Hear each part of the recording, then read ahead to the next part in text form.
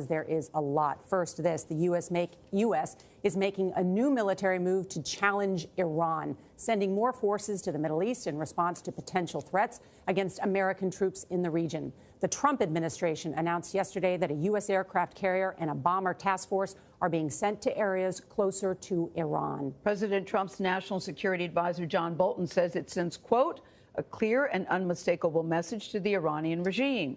He says any attack on United States interests or on those of our allies will be met with, in his words, unrelenting force. David Martin is at the Pentagon with more on this story. David, good morning to you. Good morning. The decision to order this major show of force in the Persian Gulf and to issue explicit threats against Iran was made over the weekend, and it raises the long simmering feud with Iran to a new level of confrontation.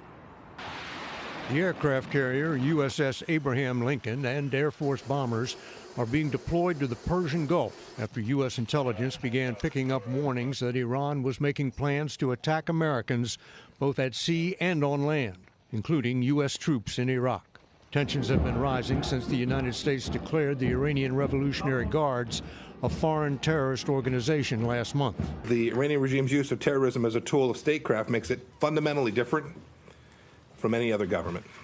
And last week, the U.S. announced new economic sanctions designed to shut off all Iranian oil exports, which the administration says accounts for 40% of the regime's revenue. Iran is a rogue regime. It has been a threat throughout the Middle East. It's part of what the Trump administration calls an unprecedented maximum pressure campaign, which began a year ago when President Trump pulled out of the Iran nuclear deal.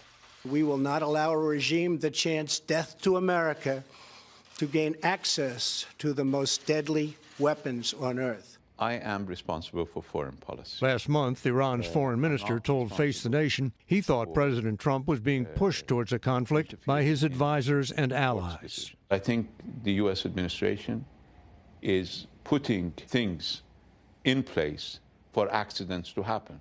Who's doing that? My B team. Ambassador Bolton, 1B, Bibi Netanyahu, 2nd B, Bin Zayed, 3rd B, Bin Salman. These people want confrontation. And I believe it is important for the prudent people, for the grown-ups, to prevent confrontation.